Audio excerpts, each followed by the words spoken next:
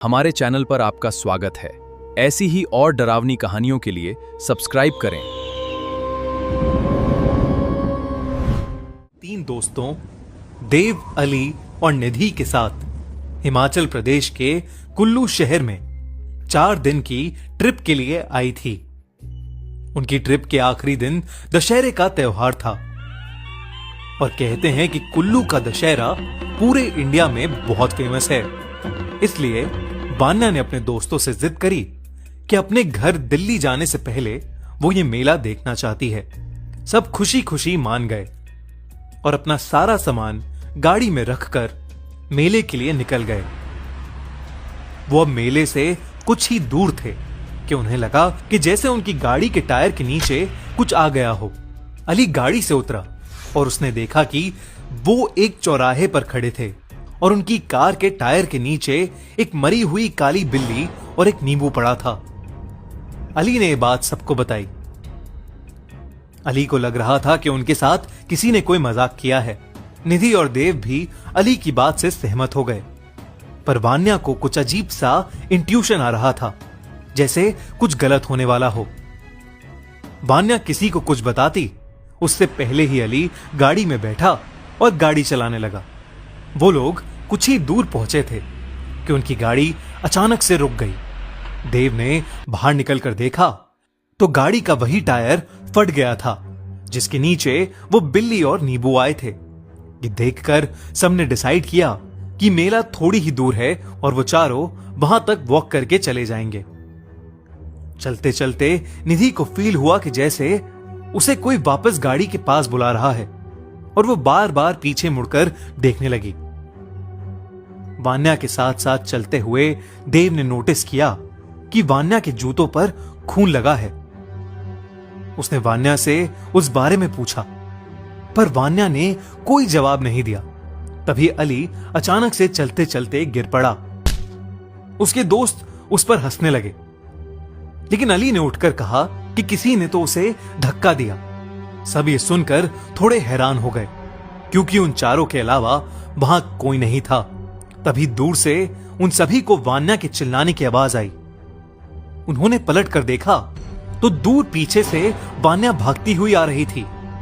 ये देखते ही देव, निधि और अली के पैरों तले जमीन खिसक गई। जो वान्या उनके साथ अभी तक चल रही थी अब वहां नहीं थी। असली वान्या आकर अपने दोस्तों से पूछने लगी कि वो उसे गाड़ी में क्यों छोड़ आए थे। ये सुनकर निधि अचानक इतना डर गई कि उसके बुरी तरह पसीने छूटने लगे और वो वहीं खड़ी जम सी गई।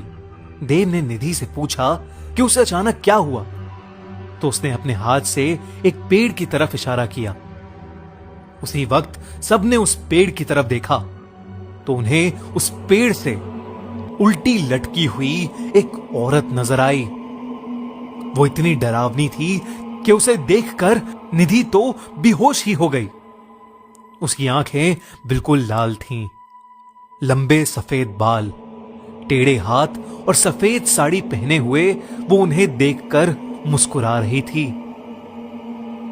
उसी औरत के साथ एक काली बिल्ली भी पेड़ पर बैठी थी। ये देखते ही वान्या, अली और देव बहुत ज्यादा घबरा गए और निधि को उठाकर वहां से भागने लगे। भागते हुए वो भीड़ से भरे दशहरे के मेले में पहुंच गए। वहां जाकर उन्होंने निधि को जगाया और वो डर के मारे एक सदमे में चली गई थी। उन चारों ने पूरी रात उसी मेले में बिताई और सुबह होते ही अपनी गाड़ी ठीक करा के वहां से निकल गए। वापस जाते हुए निधि की हार्ट फेलियर से मौत हो गई। कुछ दिनों बाद वान्या ने सबको बताया कि उस दिन वान्या ने देखा था कि निधि गाड़ी के बाहर कुछ देख रही थी। जब वान्या ने बाहर देखा तो उसे वही पेड़ दिखा जिस पर उस रात वो औरत लटकी हुई थी। उस पेड़ पर उसे वो औरत तो नहीं दिखी, पर वो काली बिल्ली वहीं बैठी थी। निधि उसी काली बिल्ली को देखे जा रही थी। अचानक उस काली बिल्ली को देखते देखते निधि की आंखें लाल हो गई थीं।